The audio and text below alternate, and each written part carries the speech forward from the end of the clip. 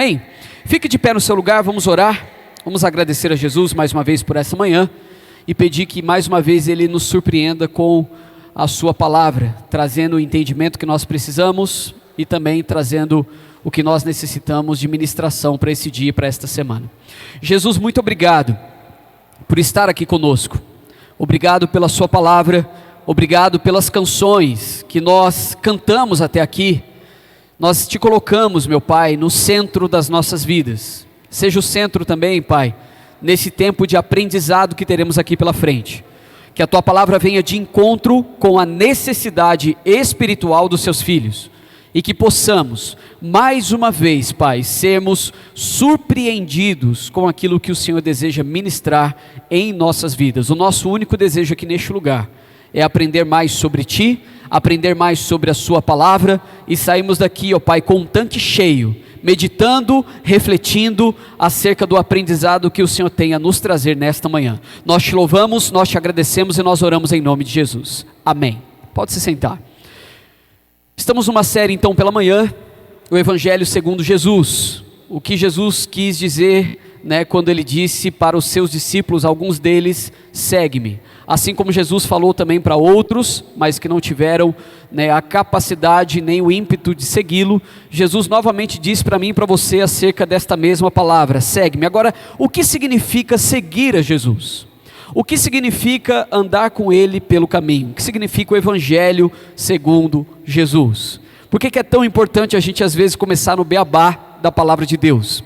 Porque no mundo que nós vivemos hoje, na era que nós vivemos hoje, está tudo muito superficial, e não é diferente dentro da igreja. Há mais ou menos 15 ou 20 anos atrás, se instalou um câncer dentro da igreja evangélica.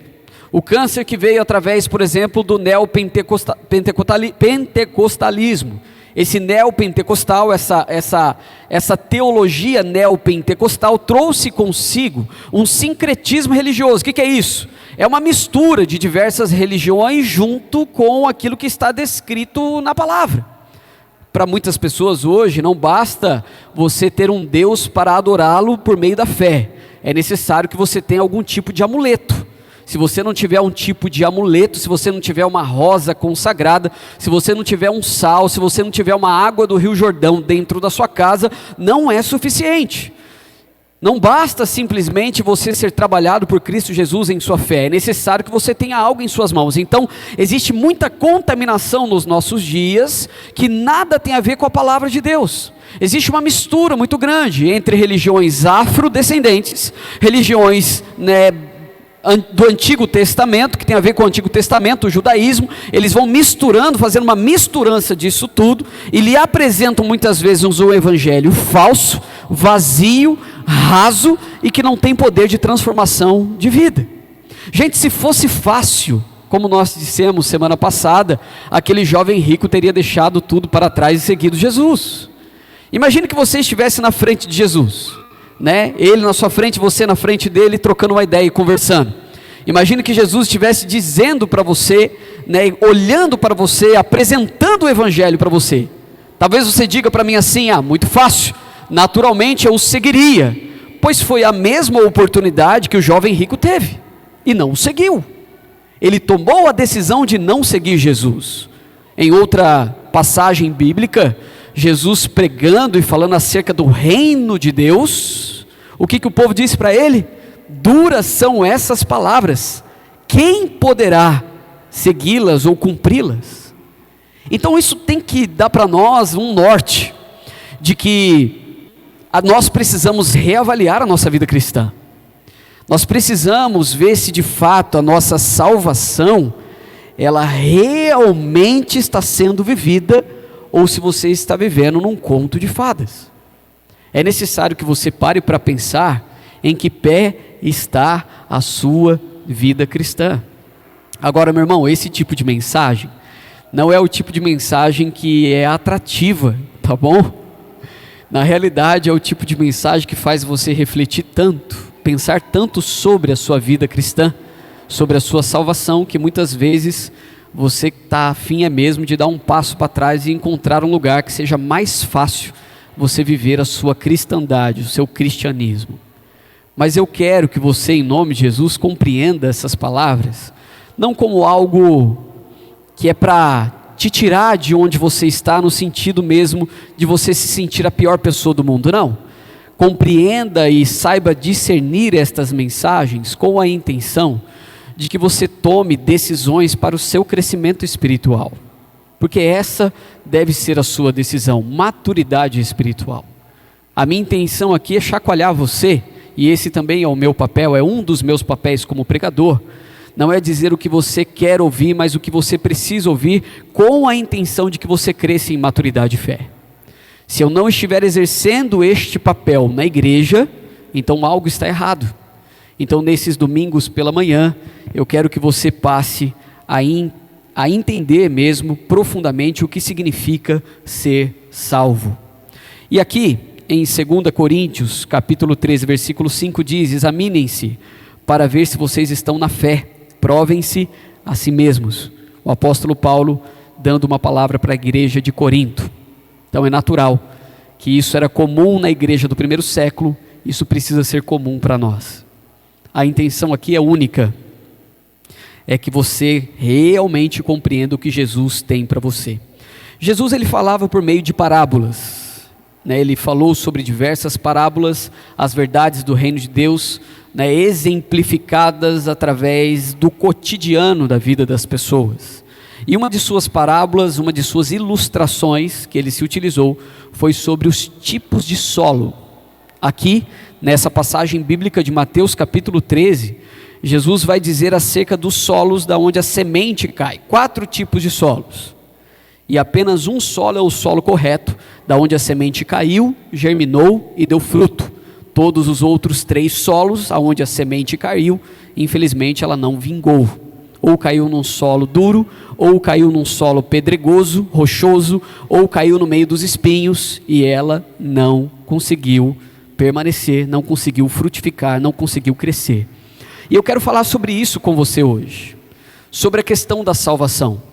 Existe nessa passagem, quando a gente lê, ela fica muito clara para nós, mas se você se atentar aqui para o versículo 9 de Mateus capítulo 13, você vai ver que Jesus, ele diz o seguinte: aquele que tem ouvidos para ouvir, ouça. Na realidade, quando Jesus, ele dá esse tipo de palavra, ele está dizendo para os seus discípulos: tenham a máxima atenção nisso que eu estou apresentando para vocês.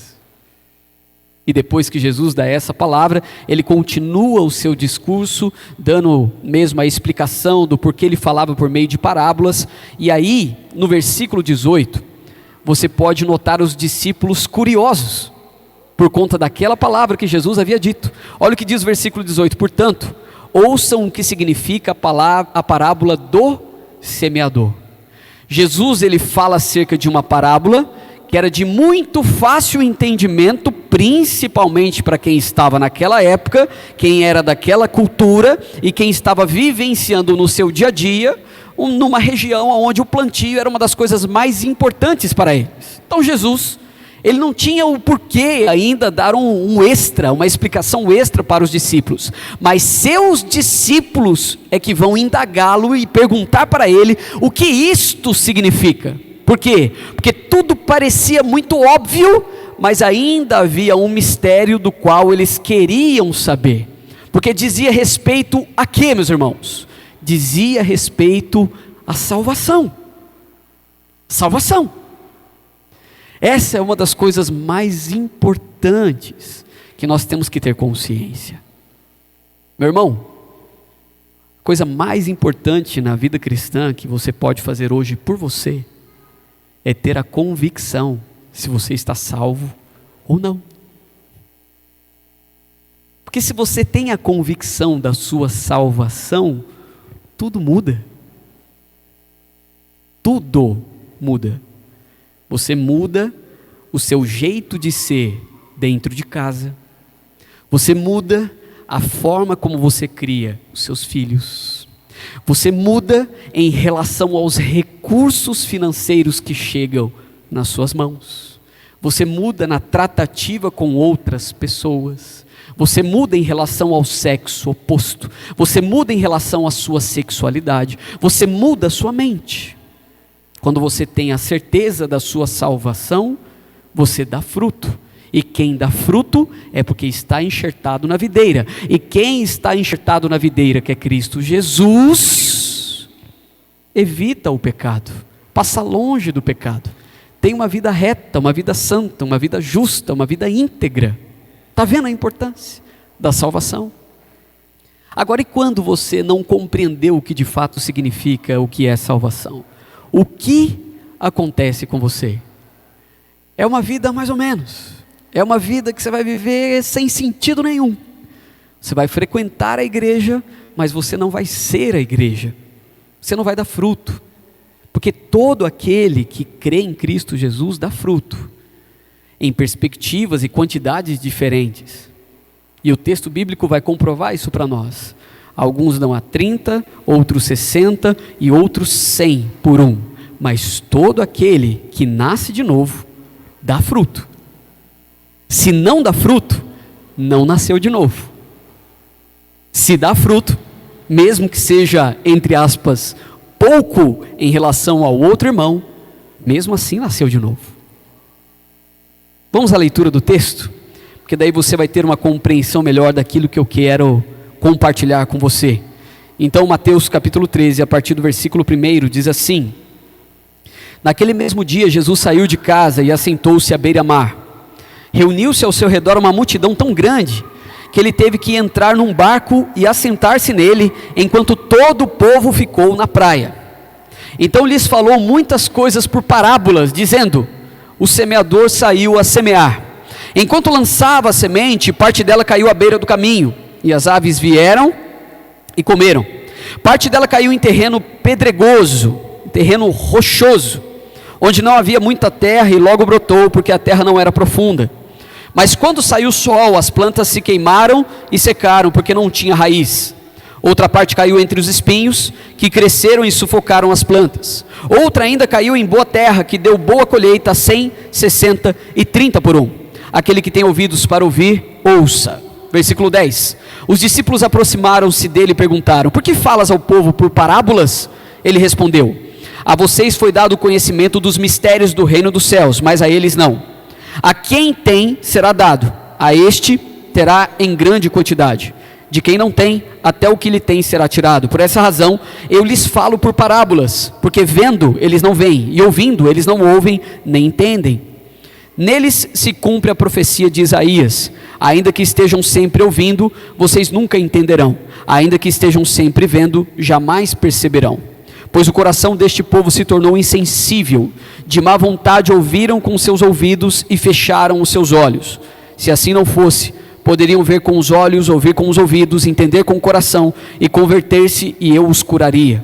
Mas felizes são os olhos de vocês, porque veem, e os ouvidos de vocês, porque ouvem. Pois eu lhes digo a verdade, muitos profetas e justos desejaram ver o que vocês estão vendo, mas não viram, e ouvir o que vocês estão ouvindo, mas não ouviram. Portanto, ouçam o que significa a parábola do semeador. Quando alguém ouve a mensagem do reino e não a entende, o maligno vem e lhe arranca o que foi semeado em seu coração. Este é o que foi semeado à beira do caminho. Quanto ao que foi semeado em terreno pedregoso, este é aquele que ouve a palavra e logo a recebe com alegria. Todavia, visto que não tem raiz em si mesmo, permanece por pouco tempo. Quando surge alguma tribulação ou perseguição por causa da palavra, logo a abandona. Quanto ao que foi semeado entre os espinhos, este é aquele que ouve a palavra, mas a preocupação desta vida e o engano das riquezas a sufocam, tornando-a infrutífera. E finalmente, o que foi semeado em boa terra, este é aquele que ouve a palavra e a entende, e dá a colheita de 100, 60 e 30 por um. Essa metáfora era muito conhecida para o povo daquela época. A agricultura era o próprio centro da vida judaica, e todos entendiam de semeadura e de cultivo de espigas. Praticamente toda a questão mesmo da alimentação do povo judeu naquela época tinha a ver com isso. Então a agricultura estava na vida deles. Mesmo aqueles que eram pescadores, que viviam da pesca, ainda assim eles viviam também como parte de suas vidas da agricultura. Então em qualquer ambiente, em qualquer cidade que eles fossem, havia nos muros de fora da cidade toda aquela parte de agricultura, de irrigação, de plantio. Então isso era muito comum ao chegarem em uma cidade por um caminho, se passarem pelos sulcos, sabe aquela partezinha de uma horta onde você pode caminhar? São sulcos. Ali as pessoas passavam por aqueles caminhos para chegar até a cidade da qual eles entrariam, da qual eles fariam morada, da qual eles passariam. Então era muito comum essa ilustração, essa parábola de Jesus para os seus discípulos, era algo que tinha a ver com o cotidiano deles. Eles viviam isso, eles respiravam isso no seu dia a dia. Mas o que Jesus quis dizer acerca de cada semente que foi lançada em cada lugar que foi mencionado aqui por Jesus? Então você pode completar no seu esboço aí, né? A semente caía em 4 tipos de solo. Primeiro, à beira do caminho, versículo 4, enquanto lançavam a semente, parte dela caiu à beira do caminho, e as aves vieram e a comeram. Então a Palestina, essa região onde Jesus estava, era coberta de campos, não eram rodeados por muros ou cercas, sendo que seus únicos limites eram trilhas estreitas. Viajantes de toda parte utilizavam-se dessas trilhas, desses sulcos que passavam no meio dessas plantações. A terra dessas trilhas era batida, comprimida e não cultivada. Por quê? Porque era necessário passar. Então imagine só, milhares, talvez centenas de milhares de pessoas tendo que passar por aquele caminho. Do lado de cá tem plantio, do lado de cá tem plantio. O único caminho era esse. Então era muito comum que o semeador que saía para semear com a sua bolsinha, ele passasse aqui, né, no meio da sua plantação, da sua terra fofa, da sua terra preparada, enfiasse a mão na sua sacola e fosse jogando a semente. Só que parte dessa semente, ele não ficava ali milimetricamente colocando a sementinha, ele jogava. Parte dessa semente caía na beira do caminho. Então nesse terreno onde o solo era duro, a semente não penetrava. Então era comum também não somente os pássaros virem e pegarem estas sementes, como as próprias pessoas mais pobres se utilizavam destas sementes também para o seu próprio plantio ou para o seu próprio consumo. Então aqui Jesus está explicando que essa semente que era jogada, parte dela caía à beira do caminho. Lá ficava até que os passarinhos a comessem. O que restasse, diz em Lucas capítulo 8, versículo 5, seria esmagado pelos homens. Dessa forma as aves e os pedestres destruíam a semente que caía à beira do caminho. O outro tipo de solo rochoso. Versículos 5 e 6 dizem assim: parte dela caiu em terreno pedregoso, solo rochoso, onde não havia muita terra, e logo brotou, porque a terra não era profunda. Mas quando saiu o sol, e as plantas se queimaram e secaram, porque não tinham raiz. Mais uma vez, uma questão de geografia daquela região, né? Debaixo da terra existe muito calcário, é muita rocha. Quando nós falamos de deserto, Jesus saiu para o deserto para orar. Talvez a sua mente seja levada para um deserto cheio de dunas de areia. Não é esse tipo de deserto que existe ali na Palestina. Na Palestina o deserto é de rocha, é de pedra, é tudo pedra para todo lado.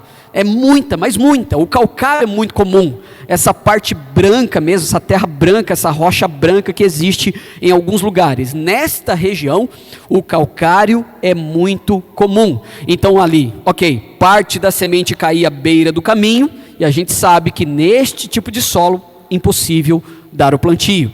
Parte também Jesus está explicando que caía nesse solo rochoso, só que tinha uma característica. Ele tinha uma camada de terra.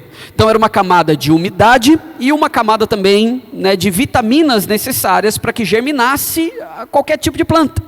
Mas era só para germinar no início, porque chegava num momento onde as raízes não conseguiam penetrar na rocha, no calcário. Então o que acontecia? Já que ela não está gastando energia para aprofundar as suas raízes, ela gastava energia para levantar o seu caule. Então era perceptível que em algumas partes do plantio, né, alguns plantadores olhavam e viam que uma parte do seu plantio era mais viçoso do que a outra parte. Só que, por que era mais viçoso? Como não conseguiu penetrar, ele sobe. Então fica mais vistoso, fica mais bonito. Só que aquele que é um pouco mais mirradinho, que é a maioria do plantio, o que está acontecendo? Está aprofundando suas raízes e saindo pouca coisa para fora do solo. No caso da semente que cai num solo rochoso, era diferente. Então, a impressão que dava é que era mais viçoso, era mais bonito do que o restante do plantio. Porém, não havia raiz para sustentar esse tipo de semente também. À medida que a semente cai nesses lugares rasos e começa a germinar, suas raízes logo alcançam essa camada rochosa, sem terem para onde se expandir, senão para cima. Mas, sabemos muito bem, e o texto bíblico nos diz, que quando vem um sol, essa planta também, que está ali no solo rochoso, ela não consegue se sustentar, porque não tem raízes profundas e não tem de onde tirar umidade para vencer o sol que está sobre ela. Então ela murcha e morre. Fala também sobre o solo praguejado, pode completar no seu esboço. Versículo 7 fala sobre o solo praguejado, solo com pragas. Outra parte caiu entre espinhos que cresceram e sufocaram a planta. Esse solo tinha uma boa aparência, profundo, rico, argiloso, fértil. A época da semeadura parecia limpo e preparado. A semente que ali caiu começou a germinar, mas as raízes fibrosas das pragas que se escondiam sob a superfície, juntamente com as sementes, também cresceram juntos. Então elas brotaram, cresceram mais, e a gente sabe muito bem, né? Quem já plantou sabe, que as pragas elas crescem 200 mil vezes mais do que aquilo que você plantou. É um negócio até chato. Uma vez eu fiz uma horta do lado da minha casa, aqui em Taubaté mesmo, né? E o solo era terrível, muita pedra, né? Mas deu para plantar lá umas alfaces, deu para plantar algumas hortaliças lá. Foi bem interessante a experiência, mas era um solo ruim para se cultivar. Mas era impressionante que assim as pragas elas crescem muito mais rápido, com muito mais intensidade do que aquilo que você realmente quer colher com o tempo. Então todos os dias, ou a cada 2 dias, a cada 3 dias eu tinha que ir lá, arrancar as pragas fora. Só que nisso de você arrancar a praga fora, raramente ela vem inteira. E se ficou um pedacinho de raiz lá, vai brotar de novo e vai crescer de novo, com toda a impetuosidade que uma praga tem. Praga é praga. Por isso que às vezes a gente fala, aquela pessoa é uma praga, que é impressionante. Não é, é incrível, mas as pragas são assim. Então, se as pragas em seu habitat natural conseguirem algum espaço, dominarão o solo. Então, nesse tipo de solo, tinha tudo. Tinha a profundidade necessária, a umidade, todos os nutrientes necessários, mas as pragas estavam junto com a semente. O que acontece no final? As plantas que foram plantadas, a semeadura que foi lançada, acaba sufocada. E por último, o solo bom. O versículo 8 diz, outra ainda caiu em boa terra, deu boa colheita, a 100, 60 e 30 por 1. Esse solo é fofo, ao contrário daquele à beira do caminho, é profundo, o que não acontece com o rochoso, e é limpo, diferentemente do solo infestado de pragas. Aqui a semente se abre para a vida e produz enorme colheita, a 100, 60 e 30 por 1. E aí nesse contexto, são os 4 tipos de solo que Jesus apresenta para todos aqueles que estão ouvindo. Talvez milhares de pessoas que estivessem ali, porque ele não conseguia nem falar, teve que se afastar um pouco dentro de um barco para ensiná-los. Só que o que eu disse a vocês, no versículo 9, Jesus dá uma ênfase. Quem tem ouvidos para ouvir, ouça. Ou seja, você pode compreender essa história, então preste atenção na sua mensagem. Quem pode compreendê-la? Essa semana não sei se você viu, mas um dos maiores autores cristãos, gente que escreve mesmo assim, coisa boa, Timothy Keller, veio a falecer. Ele é um teólogo norte-americano, um homem de Deus. Realmente assim, tudo que ele escreve de livro é aproveitável, um cara muito bom. Ele faleceu essa semana, já estava bem velhinho também, saúde e tudo, foi levado. E era muito amigo de um outro teólogo também que eu gosto muito, que é o John Piper. E John Piper, essa semana se manifestou nas redes sociais dizendo que ele estava conversando com o seu amigo Timothy Keller. E uma das coisas que eles estavam conversando nesse contexto é que em Lucas capítulo 10, se você estiver com Bíblia aí, versículo 20, olha o que diz aí. Lucas capítulo 10, versículo 20.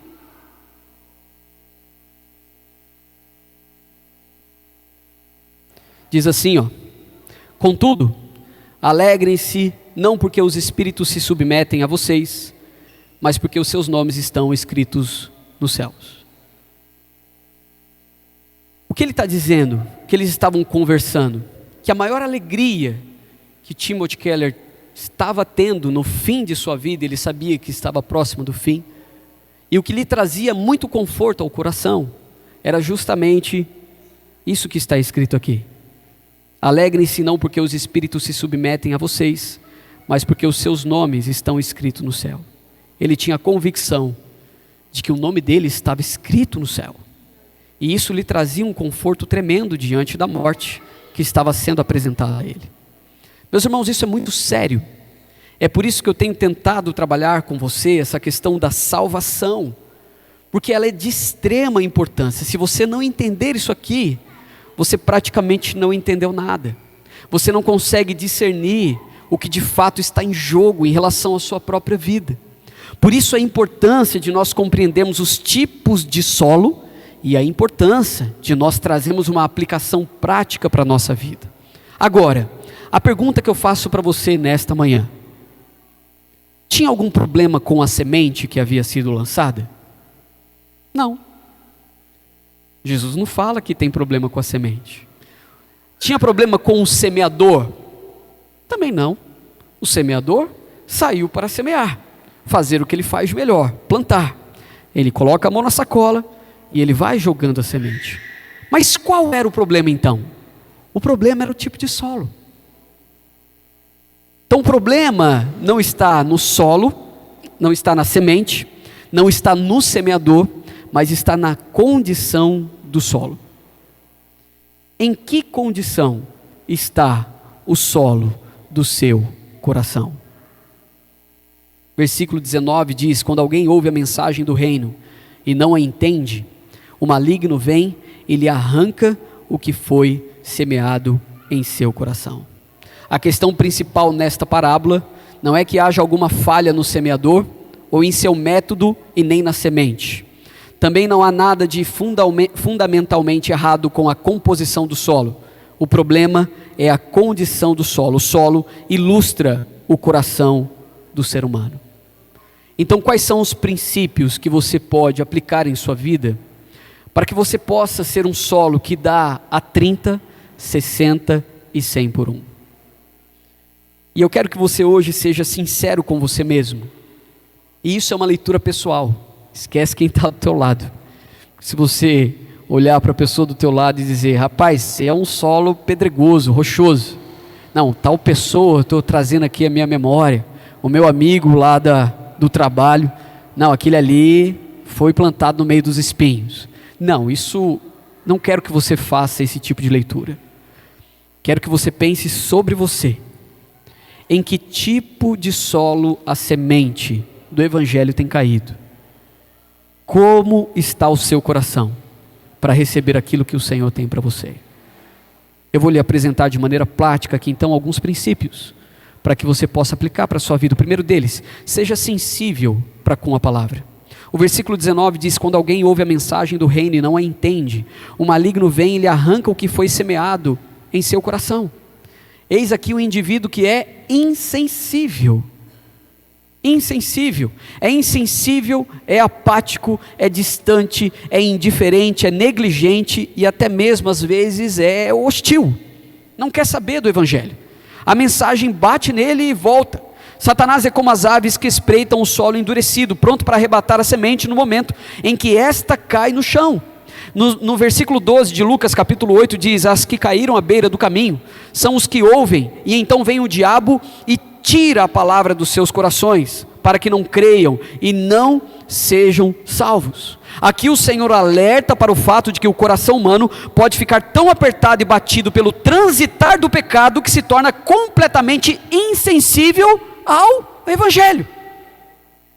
Existem pessoas que estão numa prática tão comum e tão constante do pecado, que o seu coração é um solo duro. A mensagem chega, é lançada a semente, mas ela bate ali, mas não consegue penetrar. Porque ao mesmo tempo, esse tipo de gente, esse tipo de crente, muitas vezes não quer uma transformação de vida. Ele quer alguma coisa mais fácil, mais superficial, alguma coisa que não o atrapalhe, que não o tire da zona de conforto. Ele quer um lugar que diga exatamente o que ele quer ouvir, não o que ele precisa ouvir. Ele quer um ambiente onde ele possa entrar, numa igreja que ele possa abrir a sua boca, uma igreja que tem algumas canções do jeito que ele deseja, que adora a Deus do jeito que ele quer, mas ele não quer passar disso. Só que esse tipo de crente também não dá fruto. E quem não dá fruto, se você não dá fruto em sua vida espiritual, você não está salvo. Alguém tem que lhe dizer isso, meu irmão. Sem fruto, sem salvação. Fruto é um sinal de que você está salvo por aquele que te salvou, aquele que se entregou por você. Se não há fruto, não há salvação. Alguns teólogos, eles defendem, né, a ideia de que, nesses 3 tipos de solo, né, existe aquele cristão que ele está meio morno, mas ele está salvo. Não está. Aqui é uma condição clássica, inclusive, do Evangelho. São 4 tipos de solo, são 4 tipos de pessoas que entram dentro da igreja. Desses 4 tipos, meus irmãos, apenas 25%, numa questão de probabilidade, é que de fato vão subir aos céus. Por quê? Porque o caminho é estreito e a porta é estreita, e Jesus, ele está constantemente falando. Se fosse fácil, meu irmão, se fosse muito fácil, mas muito fácil, todos que estavam na época de Jesus ali, vendo, participando, experimentando, visualmente ali, vislumbrados, nossa, olha só, o cego voltou a ver, olha, o surdo voltou a ouvir, o coxo passou a andar, uau! Mas a gente sabe que não foi assim que aconteceu. A gente vê um apóstolo Paulo numa luta constante. Suas cartas são doutrinárias, dizendo para a igreja, olha só como vocês estão vivendo. O viver de vocês não está correto. Mudem de atitude, passem a dar frutos, né? Coloquem a vida mesmo em condições de que o evangelho que vocês pregam seja o mesmo que vocês vivem. Então nós estamos numa questão de probabilidade aqui, bíblica. 25% praticamente daqueles que frequentam uma igreja é que vão subir para o céu. E a pergunta não é uma questão de uma pergunta coletiva, mas pessoal. Como está a sua vida em relação à salvação? Porque não existe condição, meu irmão. Se nós não tivermos a capacidade de nos entregarmos completamente ao senhorio de Jesus Cristo, nós vamos ter um problema. Não existe a probabilidade de Jesus compactuar com o pecado e aceitar um pecado em sua vida. Isso é contrário à natureza dele, que é uma natureza santa. E o pedido dele é que você se disponha. E o desejo do Senhor é que você esteja disponível. E Ele mesmo vai te ajudar, porque Ele também é rico em misericórdia. Temos todas as respostas? Logicamente que não. Ele sabe do que nós somos capazes, até onde nós podemos ir no entendimento. Ele é soberano. Mas tem gente que nem isso leva em consideração. Se utiliza da graça para dar uma desculpa para o seu pecado. Não vá por esse caminho. Alguns dos indivíduos mais embrutecidos deste mundo escondem-se sob o manto da religião verdadeira. Estão ali, atrás daquele manto, mas infelizmente não são sensíveis para com a palavra. Eles escolhem, é como se o evangelho fosse uma prateleira, da qual ele pode escolher ser santo na hora que lhe convém, na hora que não lhe convém, ele não é. No momento da sua vida ele é honesto, mas quando o calo está apertando, ele consegue passar a perna no governo e dizer, não, eu não vou pagar todos os tributos, porque senão eu vou à falência. Então em parte da sua vida você é correto, em outra parte não, é o tipo de coisa que não dá, é mornidão. Ou você é 100% correto, ou não vai dar para nós. Porque se a gente continuar nessa brincadeira que se instalou há 15, 20 anos atrás, o que será de nós, meus irmãos? Daqui 10 anos, o que vai sobrar para os nossos filhos de evangelho puro e verdadeiro? O que eles entenderão sobre integridade? Toda integridade moral está na palavra de Deus. Se você fica ainda negociando, isso diz respeito às próximas gerações e o que vai acontecer com elas. E o mundo vai de mal a pior. Alguém precisa se posicionar, estando bem próximo da verdade, próximos do bom solo. Eles geralmente recebem punhados e mais punhados de sementes, mas essas não brotam em seus corações. Eu tenho tido uma perspectiva sobre igreja, que não é uma perspectiva omissa, no sentido de não esperar muito de ninguém. Mas eu tenho pedido a Deus que me ajude a encontrar caminhos para que eu não desacredite das pessoas, ao mesmo tempo que eu consiga impulsioná-las a dar fruto a 30, 60 e 100 por um. É um grande desafio. Enquanto eu falo aqui, muitos corações estão insensíveis. Se você é do tipo que fala assim, amanhã eu vejo isso, você é insensível, embrutecido, é um solo duro. Se eu entro num assunto que bate de frente com você, e você diz aí no seu pensamento, no seu coração, que você não está no meu lugar para saber o que eu estou passando. Você é um coração embrutecido. Porque o que eu estou dizendo para você é acerca da palavra de Deus, não é nada pessoal. Leve em consideração que talvez você não esteja ali no meio dos 25%. Se isso for uma realidade, arrependa-se, volte-se para o Senhor, porque a própria palavra de Deus diz que um coração quebrantado e contrito Ele não desprezará. Como você vai sair disso são os próximos passos, mas se não houver um profundo arrependimento antes, você não vai ter entendido nada.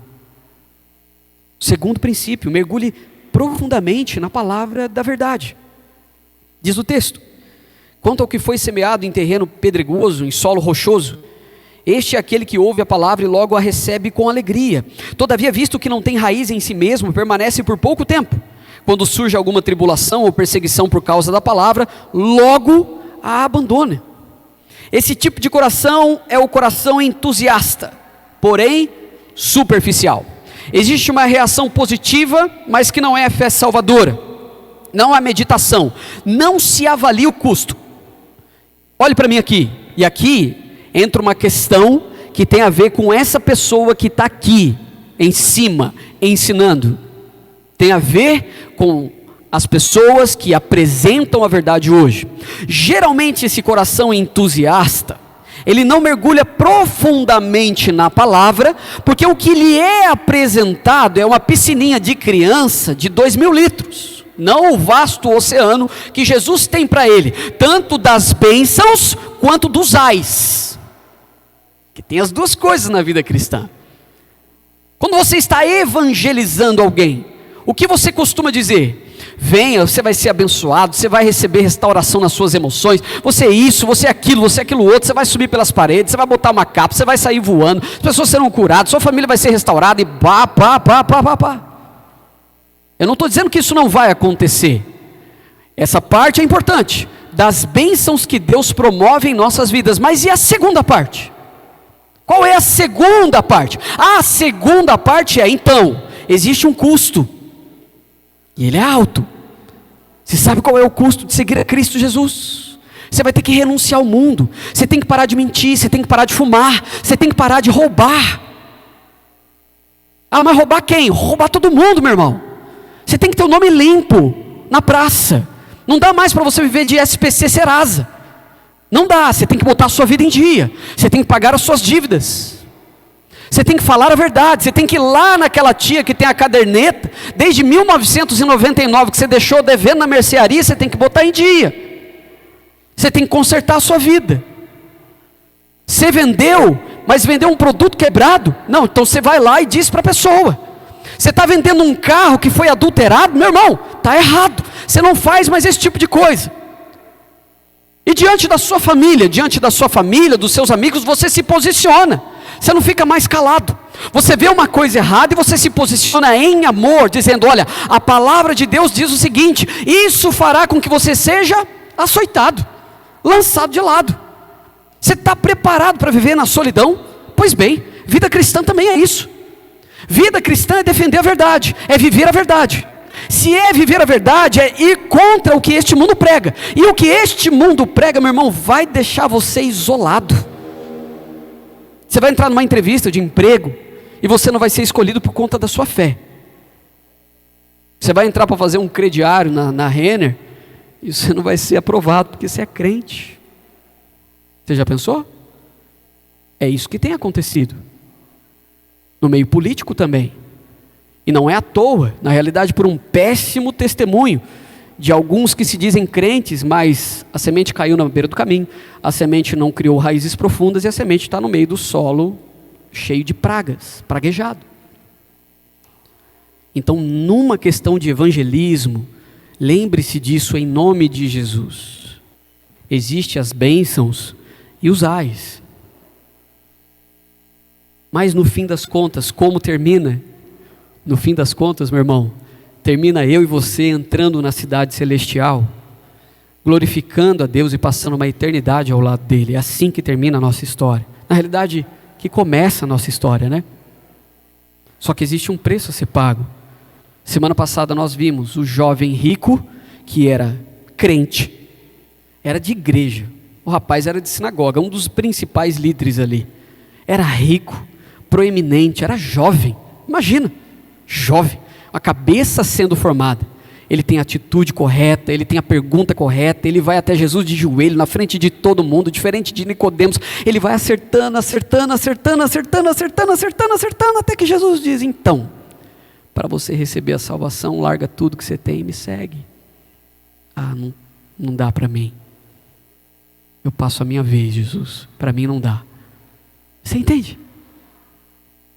Aqui, na questão de meditar e de se aprofundar na palavra da verdade, precisamos avaliar o custo.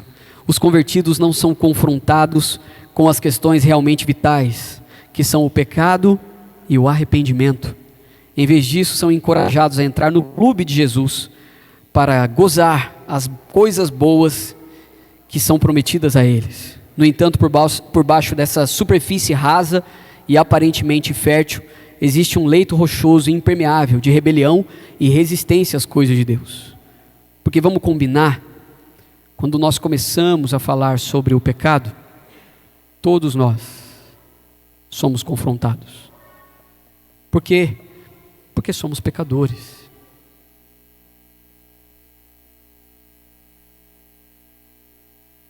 Existem questões na Bíblia que não são negociáveis, meu irmão.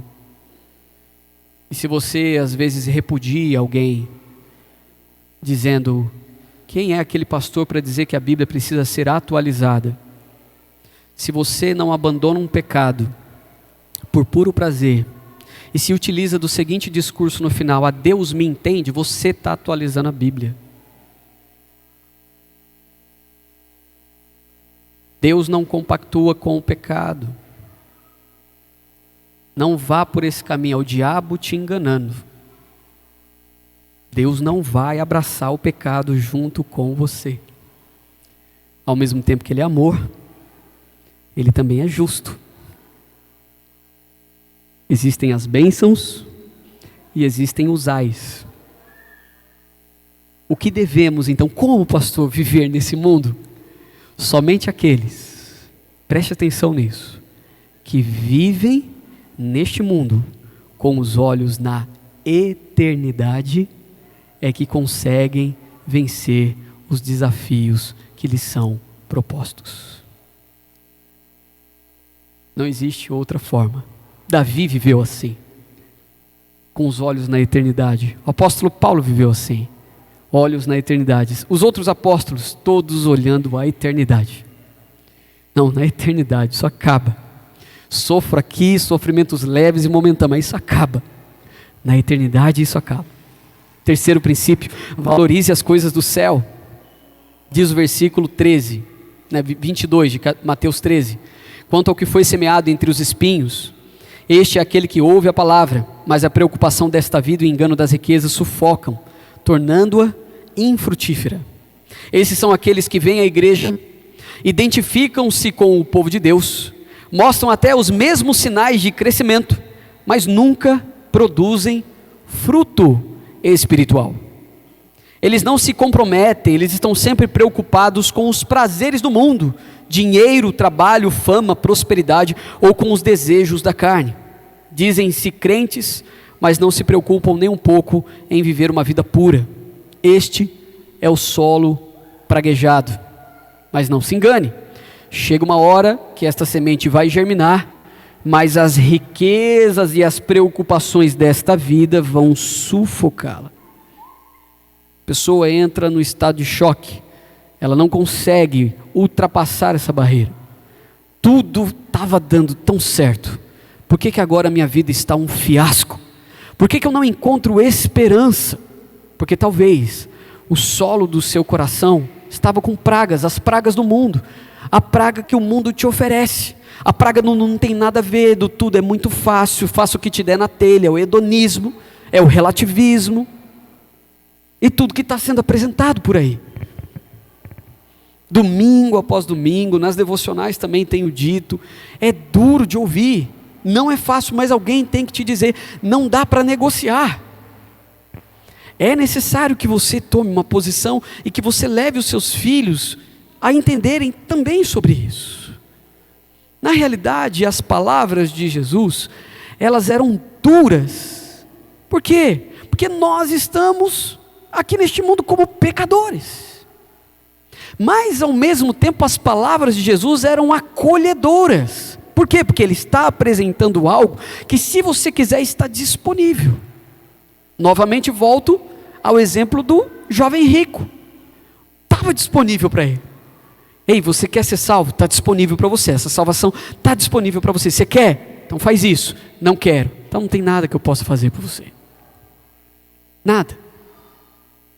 Jesus disse: não podeis servir a Deus e as riquezas, a Deus e a mamon. Escreveu o apóstolo João: se alguém amar o mundo, o amor do Pai não está nele.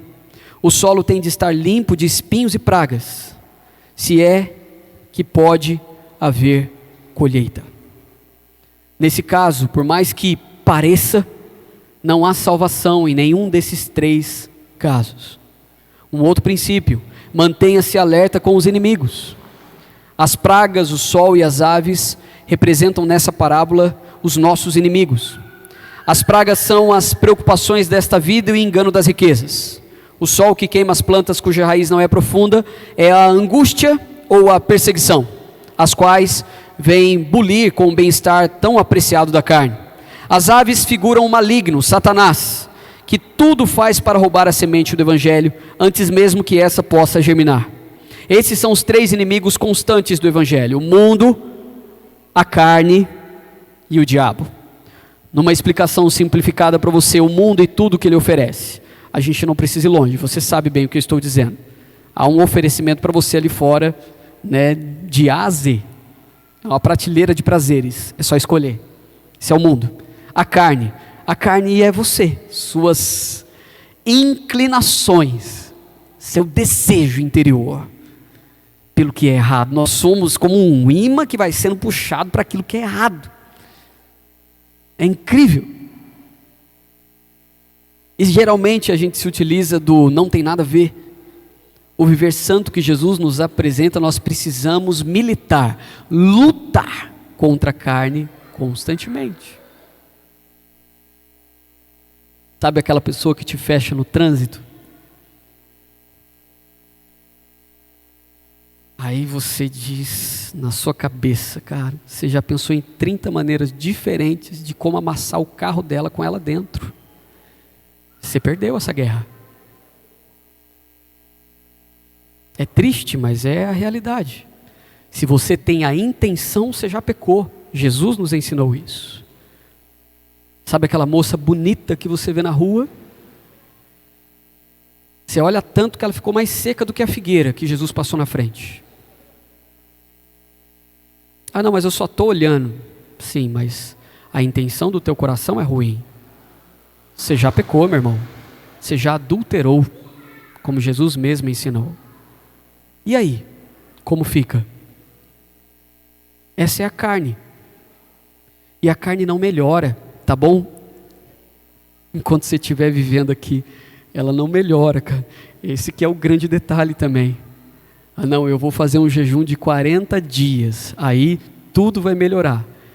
Meu irmão, vai para o jejum, porque Jesus foi tentado durante os 40 dias. Na realidade, quem se posiciona é que toma mais pancada. Ué, não foi o seu discurso? Depois que eu me tornei crente, parece que as coisas pioraram? Sim. O diabo agora pega a tua foto 3x4 e coloca como um outdoor no inferno, dizendo, esse aqui a gente tem que derrubar. Que esse aqui virou crente agora, cristão. Não dá para ele permanecer aqui. Vamos detonar com ele. Antes você não era uma ameaça. Você era mais um que estava caminhando junto com ele para a condenação eterna. Não fazia diferença. Agora você faz. Porque o ambiente que você frequenta, que você vai, você está escolhendo 2 vezes antes de entrar lá. O que você assiste, as séries que você assiste, você olha a classificação indicativa, você olha a sinopse e diz, não, isso aqui já não é mais para mim, não cabe mais aqui dentro de casa. Você olha agora para o que os seus filhos estão assistindo e diz, não, isso aqui não dá. Essa questão aqui é muito envolvida com ideologia, eu não posso colocar os meus filhos, né, nessa bagunça que está aqui hoje. Você vai para a escola e você briga com a escola quando eles estão sendo partidários em relação, né, às religiões afrodescendentes que estão sendo ensinadas por aí. Então tudo agora se tornou mesmo, você se tornou o contrário. Você não se tornou um chato, é que você agora está lutando contra o mundo, contra a carne e contra o diabo. O que antes para você era comum, você fazia naturalmente, hoje você não faz mais. A pessoa te fecha no trânsito, você vai abençoado e segue vida. Não dá mais. Tome cuidado, meu irmão, que a luta contra a carne será constante. E Satanás, né? O mundo, a carne e Satanás, o inimigo das nossas almas, aquele que engana, aquele que vai te enganar sempre, é um dos seus nomes, é um dos significados do seu nome. Ele vai tentar de todas as maneiras acabar com você. E ele não brinca em serviço, não tira férias. Eis uma lição importante aqui para o semeador, você que tem semeado.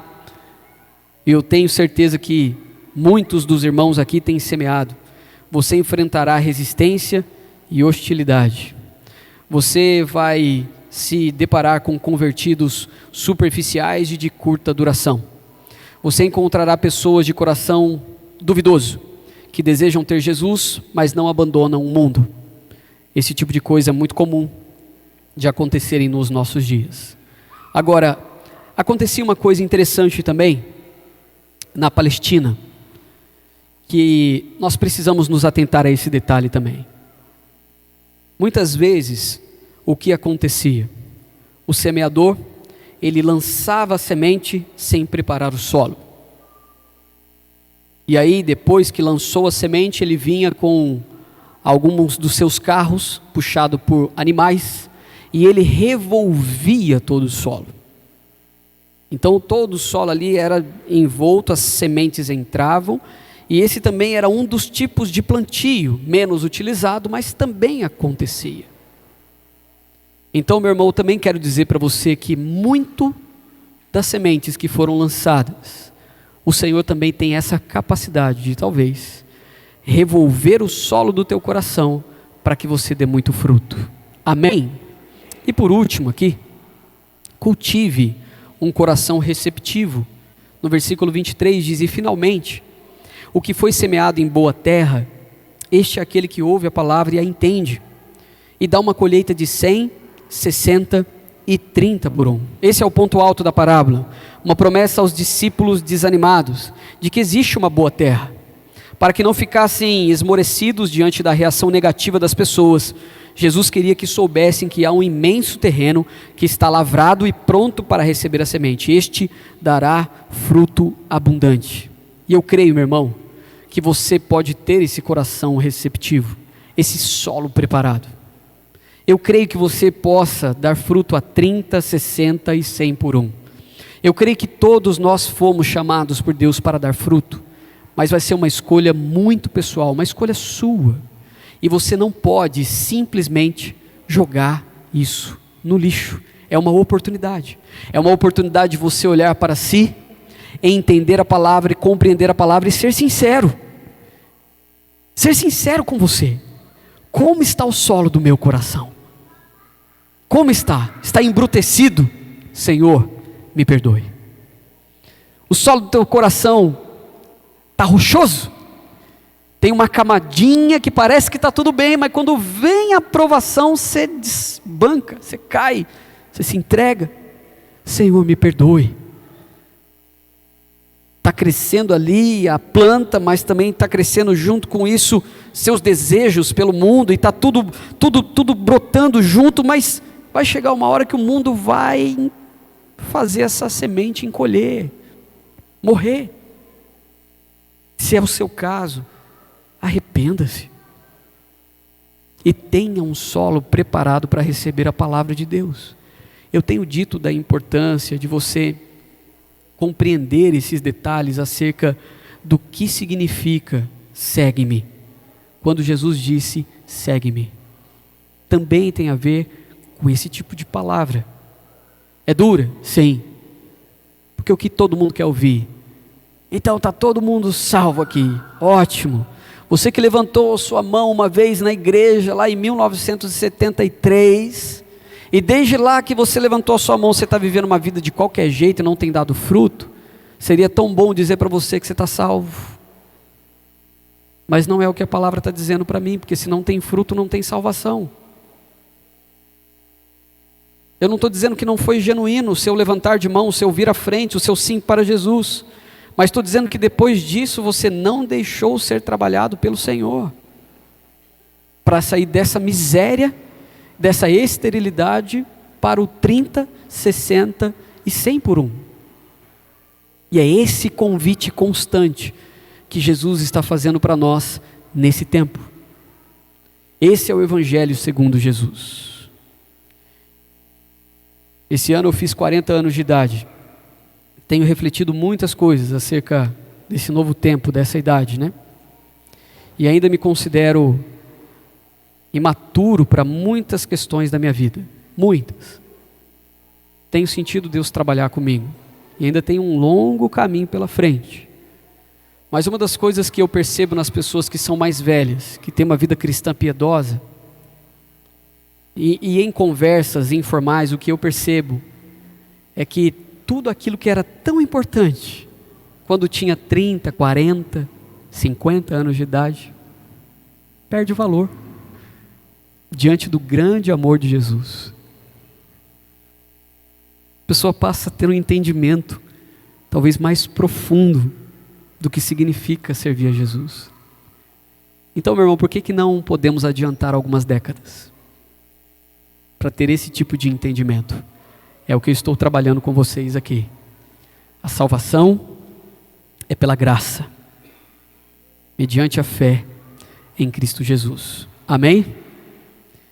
Só que nós fomos feitos para as obras, para dar frutos, por este nome, por esse maravilhoso Jesus que nos salvou.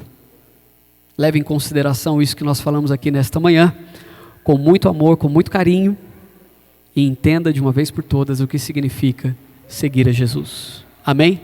Fique de pé, vamos orar. Vamos agradecer a Jesus mais uma vez. Leve esse esboço para casa, passe e repasse aí o que você acabou ouvindo aqui durante esse tempo, e deixe o Espírito Santo continuar falando ao seu coração. Jesus, muito obrigado. Sua palavra nunca volta vazia. Nosso desejo, Senhor, é que o Senhor seja adorado, que o Senhor seja engrandecido, que o Senhor seja louvado.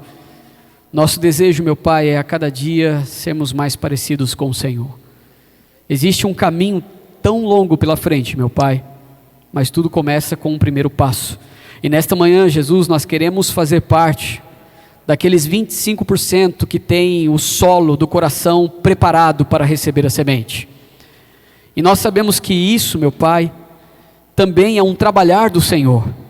Chegar nesse nível, nesse tipo de profundidade, nesse tipo de preparo, é um desafio tão grande, mas nós estamos aqui. Nós ouvimos esta palavra, meu Pai, e te pedimos perdão pelas vezes, ó Pai, que o nosso coração estava embrutecido, pelas vezes, Pai, que o nosso coração estava rochoso, pelas vezes, ó Pai, que nós deixamos as pragas dominarem a nossa vida. Nós queremos sim, meu Pai, fazer parte desse grupo que caminha rumo à cidade celestial, que passa por provas, por tentações, por provações, mas que permanece, que não perdem de vista, Pai, a eternidade, que não perdem de vista, Senhor, aquilo que o Senhor de antemão preparou para nós. Então nesta manhã, Jesus, abençoe os teus filhos que aqui estão, para que haja, Pai, um constrangimento em seus corações, para que eles possam, Pai, de uma vez por todas, se entregar para Ti e dizer não para os prazeres deste mundo, possam dizer, ó Pai, de uma vez por todas, que estão sim preparados para receber a boa semente, com o solo do coração preparado, para que essa semente dê fruto a 30, a 60 e a 100 por um.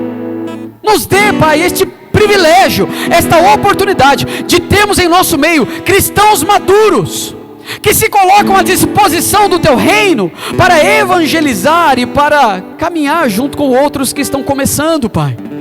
Nos ajude, Deus, a compreender a Sua palavra, nos ajude, Senhor, a compreender aquilo que está descrito no Teu Evangelho, o Evangelho segundo Jesus Cristo. Nos ajude a compreender, ó Pai, o que significa Te seguir, e o preço, o custo disso tudo. E a par disso, meu Pai, nos dê um coração totalmente, Pai, disponível e sensível, cheio de amor, cheio de unção, para que não venhamos a desistir no meio deste caminho. O Senhor é bondoso, meu Pai, nós cremos nisso, a Tua graça nos é suficiente neste dia, meu Pai. E diante disso que os Teus filhos estão recebendo aqui de semente nesta manhã, eu peço a Ti, meu Pai, que todo o coração que aqui está seja um solo preparado para receber esta semente que é a Tua palavra, e que com o coração aberto, Pai, com a mente sã e disponível, Teus filhos possam caminhar por fé e não por vista, sendo trabalhados, ó Pai, de dentro para fora, para crescerem e darem frutos, Pai, a 30, 60 e 100 por um. Nós te louvamos e nós te agradecemos por este tempo, e nós oramos em nome de Jesus, amém. Amém? Você recebe essa palavra em seu coração? O amor de Deus o Pai, a graça do nosso Senhor Jesus Cristo e a comunhão com o Espírito Santo esteja comigo e com você durante toda esta semana, em nome do Senhor Jesus, amém.